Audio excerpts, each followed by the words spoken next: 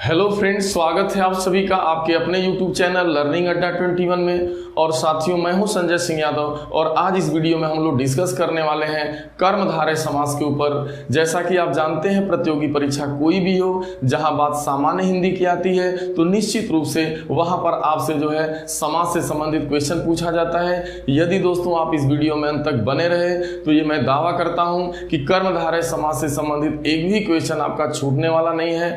आज जो है इससे संबंधित आपके जितने भी डाउट हैं सारे डाउट दूर होने वाले हैं, क्योंकि मैं इसको स्टेप बाय स्टेप इस तरीके के जो है बेसिक तरीके से इस जो है समास के ऊपर चर्चा करने वाला हूं कि आज के बाद आपका सारा डाउट दूर हो जाएगा। यदि आप दोस्तों हमारे चैनल पे नए हैं तो प्लीज कृपया करके सब्सक्राइब करें। तो चलिए हम लोग सीधा अपने टॉपिक पे चलते हैं, बात करते हैं कर्मधारय समास की। तो देखिए वास्तव में कर्मधारय समास क्या होता है। तो देखिए कर्मधारय समास के बारे में कि जिस सामासिक शब्द का, ध्यान देना है आप, जिस सामासिक शब्द का उत्तर पद प्रधान हो तथा पूर्व पद एवं उत्तर पद में विशेषण विशेष्य अथवा उपमेय एवं उपमान का संबंध हो। तो दोस्तों देखो, इस वीडियो में पहली बात तो सामान्य डिफिनीशन आप भी जानते हैं, आपको भी जनरल डिफिनीशन पता है। अगर कोई जनरल उदाहरण आता है तो उसको भी बड़े आराम से कर लेते हैं। दिक्कत कहाँ होती है कि आप जो है एक एक कॉन्सेप्ट को, एक एक बात को अच्छे से नहीं समझ पाते। तो थोड़ा आप समय दीजिए, मैं सबसे पहले कुछ बेसिक बात करने वाला हूँ। अगर ये बेसिक चीज आपके दिमाग में अच्छे से बैठ गई तो फिर आपको इस समास में दिक्कत नहीं होगा। तो सबसे पहले थोड़ा सा हम लोग यहाँ पे जान लेते हैं कि भाई हमारा सामासिक शब्द क्या होता है। तो देखिए सामासिक शब्द कहा जाए, चाहे उसी को हम लोग कहते हैं समस्त पद। समस्त पद तो वहां पे है ना कि जिस सामासिक शब्द का उत्तर पद, तो सबसे पहले हमें सामासिक शब्द जानना होगा। तो देखिए जो समास का जो संपूर्ण, जैसे आपने यहाँ पे ले लिया नील कमल, तो आप देख पा रहे हैं कि यहाँ पे जो नील कमल लिखा गया है, यह नील कमल जो है समस्त पद बोला जाएगा। यह समास का यह एक समस्त पद है, या इसी को हम लोग कहते हैं आपका सामासिक शब्द। तो जो भी सामासिक शब्द होता है या जो भी समास का समस्त पद होता है, पहली बात तो ध्यान देना है कि इसके दो पद होते हैं। जो पहला भाग होता है, यानी जिसको पहला पद बोलते हैं, या पहला भाग जो होता है जिसे कहा जाता है आपका पूर्व पद, तो पहले भाग को पूर्व पद कहते हैं, और जो दूसरा वाला भाग होता है इसे हम लोग उत्तर पद कहते हैं। तो अब आप अच्छे से समझ पा रहे हैं कि जिस सामासिक शब्द का कह रहा है पूर्व पद प्रधान हो। पूर्व पद का मतलब दूसरा पद प्रधान हो, यानी पहली बात कि जो उत्तर पद होगा ये क्या होना चाहिए, प्रधान होना चाहिए। और जो पूर्व पद होता है यह अप्रधान होता है, इसकी प्रधानता नहीं होती है। लेकिन प्रधानता किसकी होती है कर्मधारय समास में, कि दूसरे पद की प्रधानता होती है, यानी जिस सामासिक शब्द का उत्तर पद प्रधान हो। तो ये बात आपको अच्छे समझ में आ रही है कि सामासिक शब्द क्या है, पूर्व पद क्या है, उत्तर पद क्या है। यानी जो दूसरा पद होगा, जो अंतिम पद होगा, वही आपका जो है उत्तर पद कहलाता है। अब चलिए जो उसके बाद जो डिफिनीशन में बातें आ रही है वो आपको समझना है। तो डिफिनीशन के अंतर्गत जो बात आ रही है कि पहली बात, कर्मधारय समास की जब तक आपको शर्तों को नहीं आप जान पाएंगे, पहली बात तो जो निकल करके आई, यानी उत्तर जो पद होता है वह क्या होता है, प्रधान होता है। इसकी एक विशेषता समझ में आई कि भाई इसका जो दूसरा पद होगा, जो अंतिम चरण होगा, जो उत्तर पद होगा, वही प्रधान होगा। जैसे आपने लिखा है नील, नील लिखने से कोई मतलब नहीं है जब तक कमल न लिख दिया जाए। तो यहाँ पे किसकी प्रधानता है, उत्तर पद की प्रधानता है, यानी कमल की प्रधानता है। नील लिखने से कोई मतलब नहीं आ रहा, और नील कमल पूरा मिला के समस्त पद हुआ। अब हम लोग बात थोड़ा आगे करते हैं। जो दूसरी बात होती है कि इस जो सामासिक पद होता है, तो सामासिक जो पद होते हैं या समस्त पद होते हैं, इसमें कह रहा है कि जो पूर्व पद है या अब ये आपका क्या हो गया, मान लीजिए पूर्व पद, और ये आपका क्या हो गया, उत्तर पद हो गया। तो इनमें जो है विशेषण एवं विशेष का संबंध होना चाहिए, यानी विशेषण विशेष का संबंध यदि नहीं है, यदि मान लीजिए कि पहली बात की जो है उत्तर पद प्रधान हो, और साथ में जो है जो ये दोनों पद है ना, पहला पद दूसरा पद, उनका निश्चित रूप से आपस में विशेषण एवं विशेष्य का संबंध होना बहुत ही नेसेसरी है। अगर ये आपस में विशेषण विशेष्य नहीं है तो निश्चित रूप से आप ध्यान देना कि भले अंतिम पद प्रधान होगा, अगर ये विशेषण विशेष्य नहीं है तो ये कर्मधारय समास नहीं हो सकते, यह तत्पुरुष हो सकता है या कोई अन्य हो सकता है, पहली बात। तो अब थोड़ा सा हमें यहाँ ये जान लेना जरूरी हो जाता है कि वास्तव में विशेषण क्या है। तो आप सभी जानते हैं कि संज्ञा एवं सर्वनाम की, या संज्ञा हो या सर्वनाम हो या क्रिया हो, इनकी जो विशेषता बतलाने वाला शब्द होता है वही विशेषण होता है। यानी ये कहा जाए कि जिसकी विशेषता बतलाई जाती है, यानी विशेषता बतलाने वाला जो शब्द होता है ना वही विशेषण है। तो जैसे मान लीजिए यहाँ पे नील है, तो नील क्या है, विशेषण शब्द आपका है, यानी यह विशेषण है। लेकिन कमल क्या है, विशेष्य है, जिसकी विशेषता बतलाई जाती है। अब यहाँ विशेषता तो कमल की बतलाई जा रही है, तो इसलिए यह विशेष्य हो जाएगा। और वास्तव में विशेष शब्द, विशेष जो शब्द होते हैं वो देखा जाए तो एक तरह से संज्ञा शब्द ही होता है। तो अब आप समझ पा रहे होंगे, जैसे मान लीजिए दे दिया गया काली मिर्च, तो यहाँ आप देख पा रहे हैं काली, काली शब्द क्या है, काला या काली, यह विशेषण शब्द है, यानी विशेषता बतलाने वाला शब्द विशेषण शब्द होता है, और जिसकी विशेषता बतलाई जाती है वह शब्द क्या होता है, विशेष्य होता है। तो विशेषता तो मिर्च की बतलाई जा रही है, इसलिए मिर्च विशेष्य हो गया, और जो है काला क्या है, यहाँ पे काली क्या है, विशेषण है। तो अब आप अच्छे से जानते हैं कि विशेषण क्या होता है, विशेष्य क्या होता है। विशेषता बतलाने वाला शब्द विशेषण होगा, और जिसकी विशेषता बतलाई जाती है वो विशेष्य होगा। यहाँ पे एक चीज और आया है, उपमान और उपमेय। तो थोड़ा सा इस चीज को भी आप समझ लें कि यहाँ पे उपमान और उपमेय से भी क्या आशा है, थोड़ा यहाँ पर भी आपका डाउट दूर होना चाहिए। फिर इसके बाद मैं आपको, जब ये चीज अच्छे से समझ में आ जाएगी तो इसके बाद आगे की बारीकी आप समझ पाएंगे। तो फिर आप चलिए आगे, जैसे उपमेय की बात है, उपमेय, तो जो आपका उपमेय होता है उपमेय, और एक आपका होता है उपमान। तो जरा ध्यान देना, जिसकी उपमा दी जाए, देखिए उपमेय का मतलब होता है जिसकी उपमा, जिसकी उपमा दी जाए, जिसकी उपमा दी जाए तो उसे उपमेय बोलेंगे। और उपमान क्या होता है, जिससे उपमा दी जाए, यानी जिससे उपमा दी जाए। मान लीजिए यहाँ पे लिख दिया गया कि जैसे यहाँ पे आप देख रहे हैं नील कमल को ही ले लो आप, नील कमल, तो देखिए कह रहा है जिससे उपमा दी जाए, तो उपमा किससे दे रहे हैं, नील से दे रहे हैं ना। और जिसकी उपमा दी जाए तो उपमा तो कमल की दी जा रही है, उपमा कमल की दी जा रही है, किससे दी जा रही है, नील से दी जा रही है। तो यानी नील यहाँ पे उपमान हो जाएगा। उपमान का मतलब मेरे भाई विशेषण होता है, बस यही चीज समझना है। चाहे विशेषण कहें चाहे उपमान कहें, बात एक है। चाहे आप विशेष्य कहें और चाहे आप जो है उसी को जो है उपमेय कहें, बात एक है। उपमेय या विशेष एक ही होता है, उपमान या विशेषण एक ही होता है। मत आपको उपमेय और उपमान अच्छे समझ में आए, लेकिन विशेषण विशेष तो आप 100% जानते हैं। विशेषता बतलाने वाला शब्द जो होगा वो विशेषण होगा, और जिसकी विशेषता बतलाई जाती है वो विशेष होता है। चलिए बस ये चीज क्लियर हो गया, तो अब दिक्कत नहीं है। अब आप इसकी परिभाषा भी समझ पा रहे हैं, इसके आगे भी समझेंगे। तो बहुत लोग डिफिनीशन में लकीर के फकीर हो जाते हैं। अब उनको दिक्कत कहाँ होता है, अगर जो परिभाषा कह रहा है उसके अकॉर्डिंग अगर एग्जाम्पल आ गया तो उसको तो कर्मधारय मार देते हैं, लेकिन अगर उसके अलावा वो चीज़ों को अच्छे से नहीं जानते आप यदि, तो फिर आपका जो है पूरा कर्मधारय समास नहीं कर पाते। तो वो मैं क्लियर करने वाला हूँ। इसका मतलब जिस सामासिक शब्द का उत्तर पद प्रधान हो तथा उत्तर पद एवं पूर्व पद के बीच विशेषण विशेष का संबंध हो या उपमेय या उपमान का संबंध होता है, तो ऐसे ही समास को हम कर्मधारय समास कहते हैं। अब यहाँ कुछ फिगर के माध्यम से मैंने बता रखा है। कर्मधारय समास के कोई भी समास हो, दो भाग होते हैं, पूर्व पद उत्तर पद। पूर्व पद अप्रधान होता है, उत्तर पद प्रधान होता है। और यहाँ पे क्या होता है कि विशेषण एवं विशेष का संबंध होता है, तो वही कर्मधारय समास हो जाता है।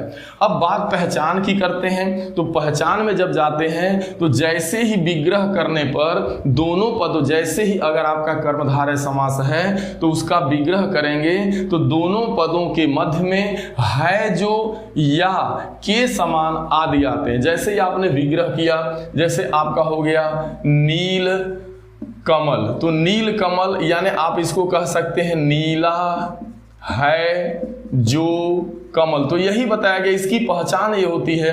देखिए समास का विग्रह करने से, यदि आपने समास का सही से विग्रह नहीं किया तो उसका आंसर गलत हो जाएगा। तो समास में विग्रह किया जाता है, विग्रह ही मेन होता है। तो जैसे ही जो है कर्मधारय समास के दोनों पदों का जैसे ही विग्रह किया जाता है तो उन दोनों पदों के मध्य में है जो, यानी है जो आदि आते हैं। जैसे नीला है जो कमल, तो आप देख रहे हैं है जो आ रहा है, या ऐसा भी होता है के समान नीला। अब जैसे कहीं कहीं पर हम लोग दोस्त, या तो आपका आएगा के समान और या तो आपका आएगा है जो।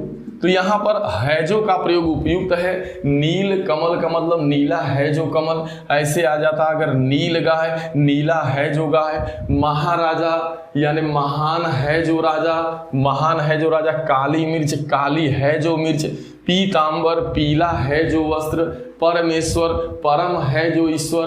परमानंद, परम है जो आनंद। महात्मा, महान है जो आत्मा। अंधविश्वास सुमान। तो ये सब चीजें हैं, आप समझ पा रहे हैं। फिर और एक चीज ध्यान देना कि जब इन पदों का विग्रह किया जाता है तो जब ये दोनों पद आते हैं, सबसे बड़ी एक चीज और ध्यान देना है कि जो पदों का विग्रह करने के बाद, जैसे आपने विग्रह किया नील कमल का, तो नील कमल का विग्रह कर रहे हैं, तो देखिए नील और कमल, तो जैसे इसका विग्रह किया जाता है तो विग्रह करने के बाद जो दोनों ये पद होते हैं ना, इनका सबसे बड़ी बात, इनका लिंग हो गया, इनका वचन हो गया, इनका कारक हो गया, ये और या इसकी जो विभक्ति या लिंग वचन कारक में ये सभी एक समान। अगर आप देख लो यहाँ लिखा काली मिर्च, तो मिर्च शब्द फीमेल है, स्त्रीलिंग है, इसलिए यहाँ पे काली लगा।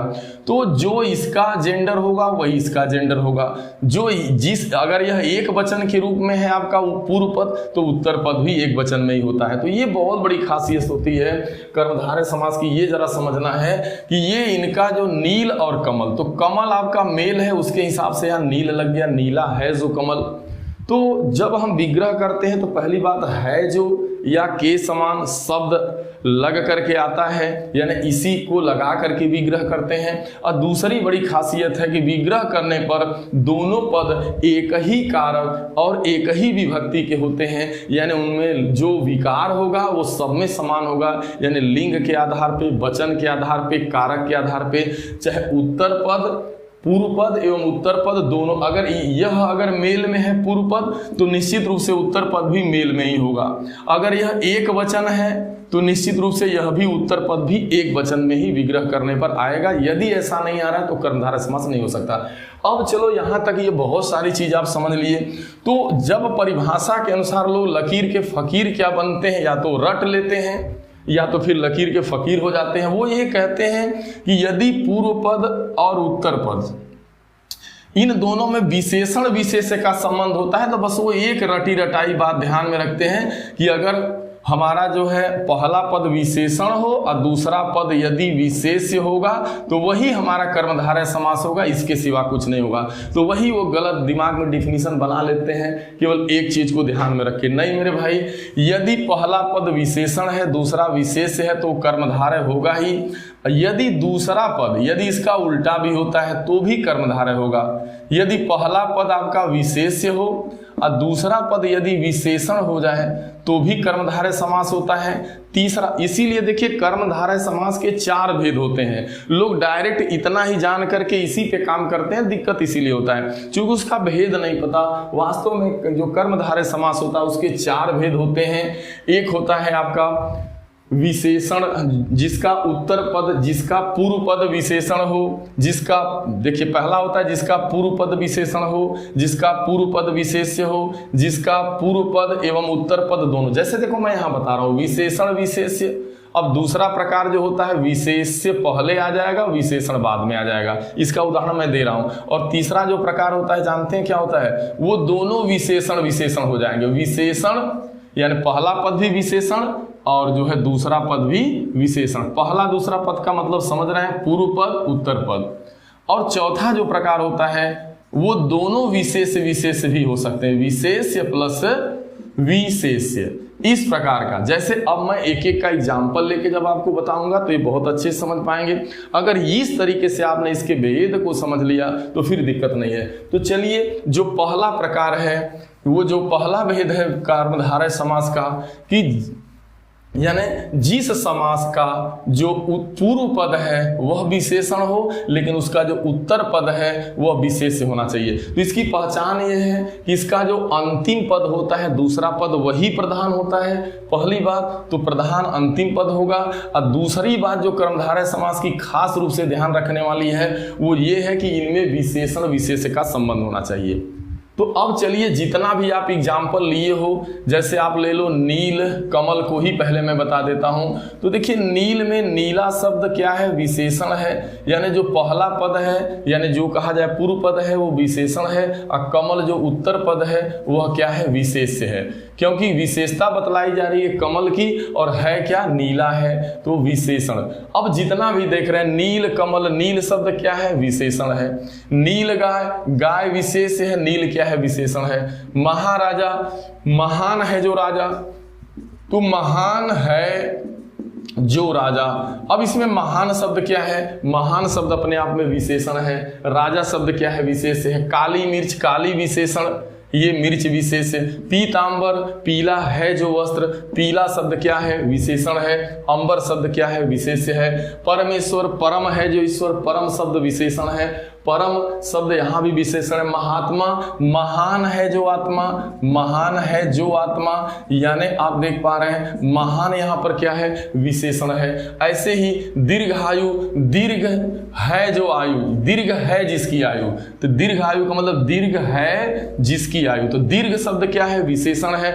आयु शब्द क्या है, विशेष है। तो ये जो पहला मैंने प्रकार लिया है कि, तो ये परिभाषा के अकॉर्डिंग यही होता है, तो लोग इसको ही मान लेते हैं, बाकी में उनके अंदर डाउट होता है, रट लेते हैं, लेकिन उसका क्लियर जो है, क्लियर कट जो है सॉल्यूशन नहीं जानते कॉन्सेप्ट। तो आज के बाद ये आपका सब दूर हो जाएगा। अब जो अगला प्रकार है, यदि इसका उल्टा रहे तो भी वो कर्मधारय समास होगा। कहने का मतलब पहले विशेष्य आ जाए, पहले विशेष्य हो अब बाद में विशेषण हो, यानी ऐसा समास, यानी जिसका जो पूर्व पद है वह विशेष्य हो, अब बाद वाला जो उत्तर पद है वह विशेषण हो। पहला पद दूसरा पद, मतलब समझ रहे हैं आप अच्छे से, ठीक है।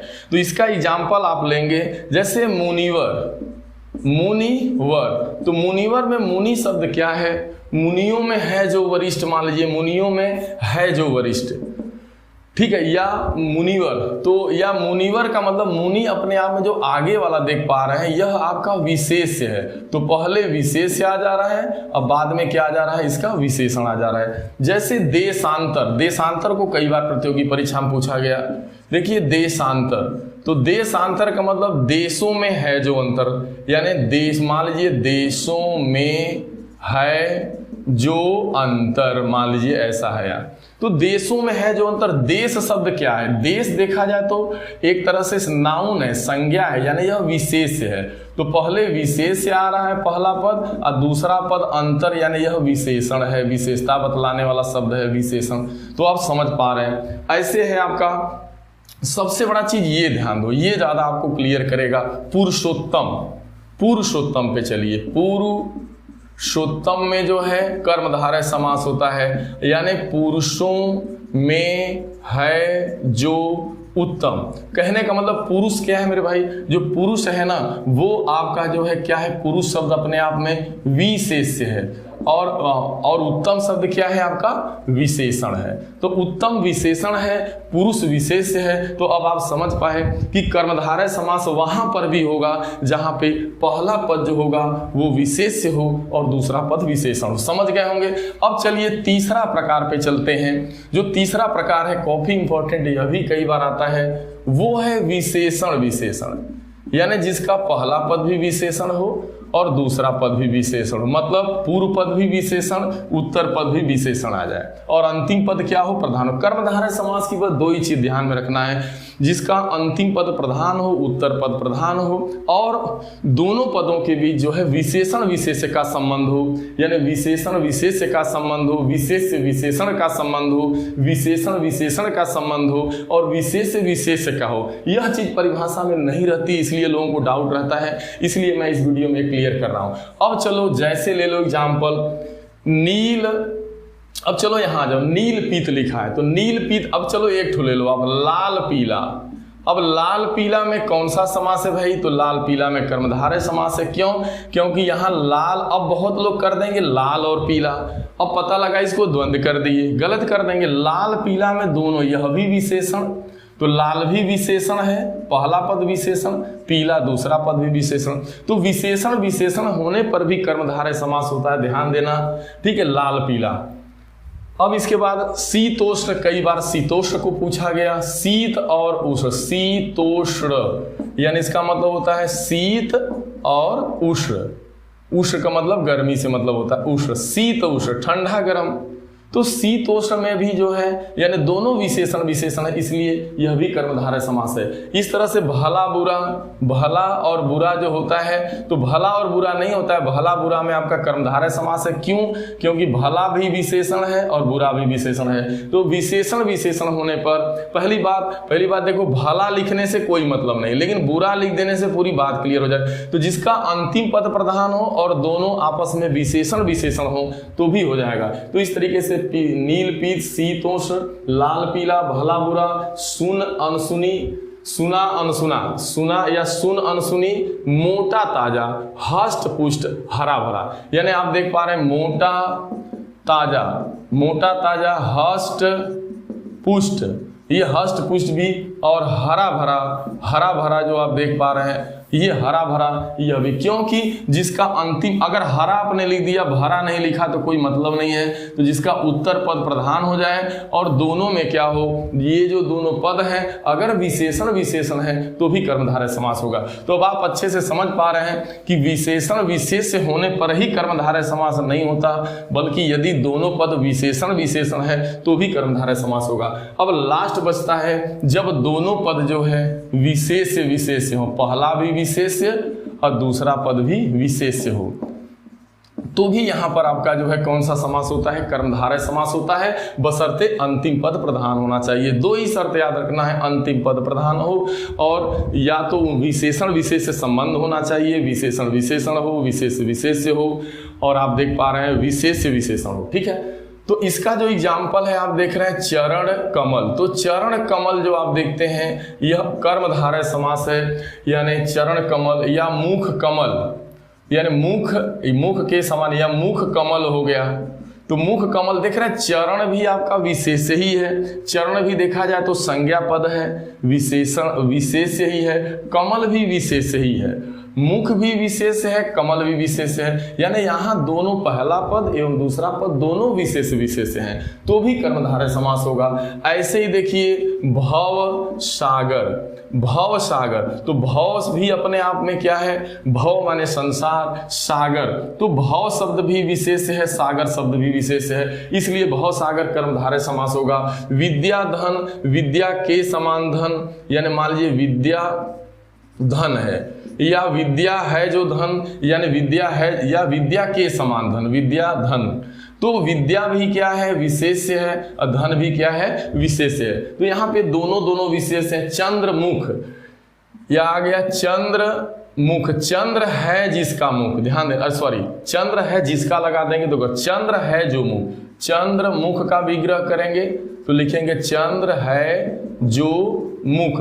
चंद्र भी अपने आप में क्या है? चंद्र भी देखा जाए तो विशेष्य है और मुख भी विशेष्य है, क्योंकि देखिए चंद्र यानी चंद्रमा भी देखा जाए तो संज्ञा है, मुख भी संज्ञा है, तो इसका मतलब संज्ञा शब्द ही तो किसकी विशेषता पता। तो यदि ऐसा है, अब यहाँ पे जैसे एक को मुख, पहली बात ध्यान देना है, तो अब आप समझ पाए होंगे कि कर्मधारय समास क्या है। तो एक बार मैं रिवीजन कर रहा हूं, यानी ऐसा समास यानी जिस सामासिक शब्द का उत्तर पद प्रधान हो तथा उनमें जो है पूर्व पद एवं उत्तर पद में विशेषण विशेष्य का संबंध हो या उपमेय उपमान का संबंध हो तो वही कर्मधारय समास कहलाता है। जैसे इसको विग्रह करते हैं तो है जो या के समान शब्द बीच में आ जाते हैं। एक बात समझ में आई। और इसकी जो पहचान है वो वही पहचान है कि इसका उत्तर पद प्रधान होता है, और दूसरी पहचान है कि इनमें जो है पहला पद एवं दूसरा पद के बीच विशेषण विशेष्य का संबंध होना चाहिए। तो अब आप इसके पहले बस परिभाषा के अनुसार यही जान पा रहे थे, लेकिन अब आपका जो है समझ पा रहे हैं कि नहीं, कोई जरूरी नहीं है, इसका उल्टा भी होता है। दोनों विशेषण विशेषण हो सकते हैं, दोनों विशेष्य विशेष्य हो सकते हैं, एक विशेषण एक विशेष्य या एक विशेष्य एवं एक। तो इस तरीके से आपने देखा कर्मधारय समास के कुल मिला के 4 भेद होते हैं। यदि इस तरीके से आपने तैयार कर लिया, ये चीज आपको अच्छे से समझ में आई, तो आज के बाद आपका सारा डाउट दूर होगा। तो दोस्तों ये वीडियो कैसा लगा? यदि वीडियो अच्छा लगा हो तो दोस्तों इसे ज़्यादा से ज़्यादा लोगों में आप शेयर करें, और इसे यदि वीडियो अच्छा लगा हो तो लाइक भी करें। यदि आप हमारे चैनल पर नए हैं तो प्लीज़ चैनल को कृपया करके सब्सक्राइब करें। दोस्तों आपने अपना कीमती समय दिया, इसके लिए आपको दिल की अनंत गहराइयों से मैं आप सभी का हार्दिक स्वागत करता हूं।